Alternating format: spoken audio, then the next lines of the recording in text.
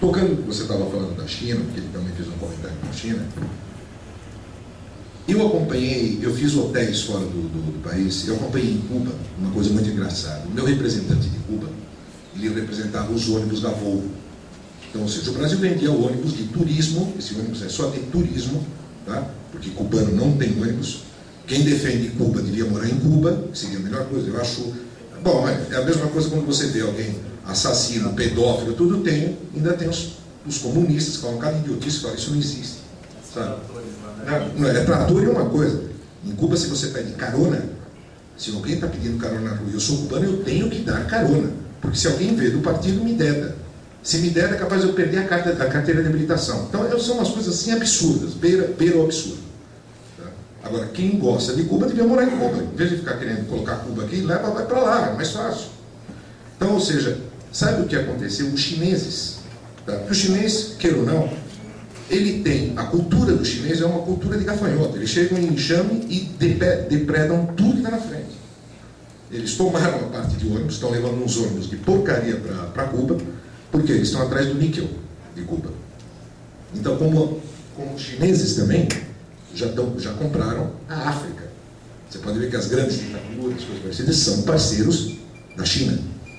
Então, cuidado que nós temos que ter, porque nós temos um dólar muito desvalorizado. Eu mesmo exportei até 2005, hoje é impossível. Nesse ponto você falou da África, se você for olhar hoje a África, você vê aonde a China foi investir em plantações, o povo de lá passa fome.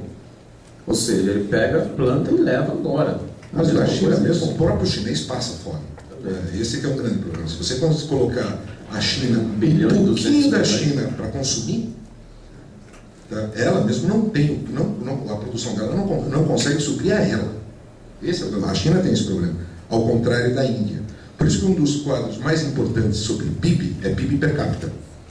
Se você olhar a China em PIB per capita, ela é quase 100 vezes menos que o Japão. O maior PIB per capita que tem no mundo é de Luxemburgo, que é 101 mil dólares por pessoa.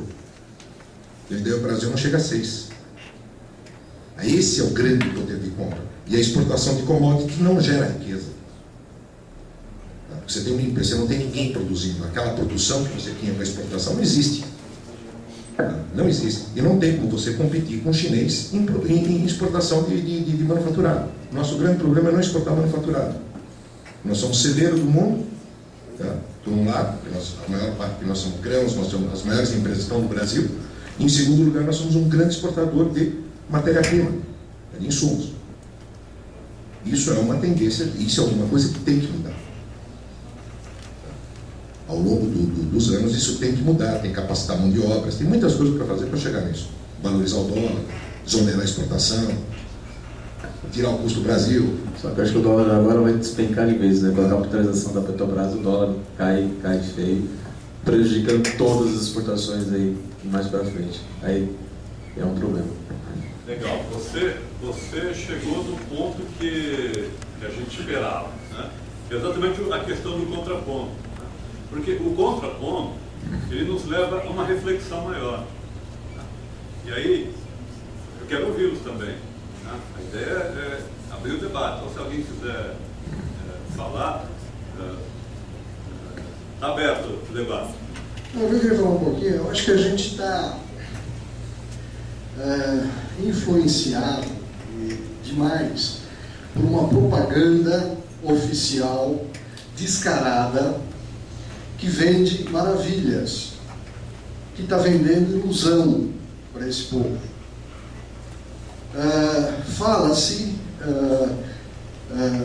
que o Brasil é um país rico. Rico por quê? Porque tem 250 bilhões de dólares de reserva. Rico por quê? Porque tem 200 milhões de aparelhos celulares.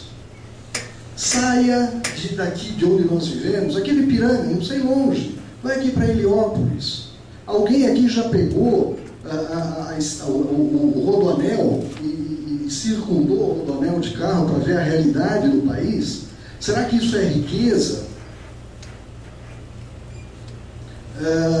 Eu continuo dizendo, a gente está sendo enganado.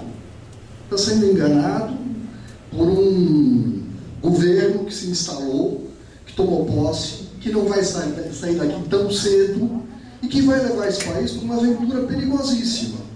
Legal, estamos crescendo graças à China. Mas para onde vai isso? Para onde vai desembocar essa coisa? Para Cuba? Talvez.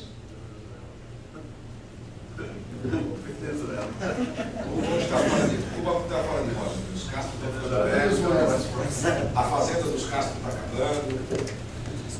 Você sabe por que Cuba deu certo?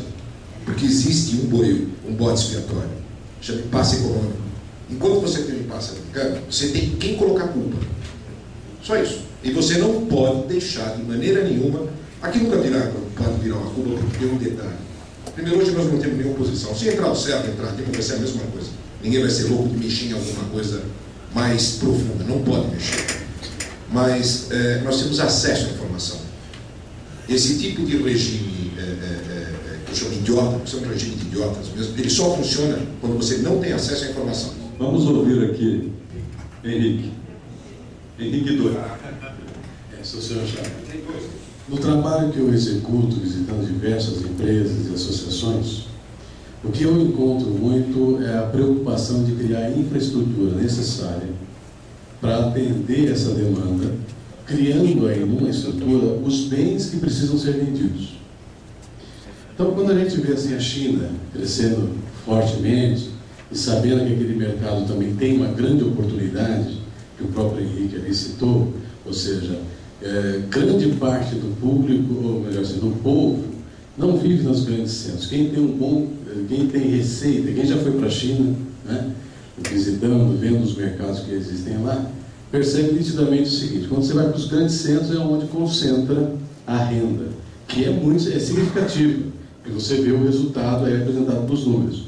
Mas há um grande número de pessoas que nem participam disso. Não vou entrar nem no mérito de dizer da cama caliente, né, que a gente viu, se discutiu tanto no passado, das pessoas do interior vindo para as fábricas e trabalhando como escravos praticamente. Ou até escravos mesmo, mas recebendo. Mas essa é uma oportunidade também de mercado. E a gente vê várias empresas brasileiras se instalando lá e fazendo e disputando esse mercado. E aí entra o desafio que você citou. Embora foi citado muito sobre a nossa classe C e D no Brasil, então vamos chegar lá fora. Lá fora é um grande potencial. Quando a gente vê a balança comercial brasileira caindo também, a gente tem que entender que a Europa não está em crescimento.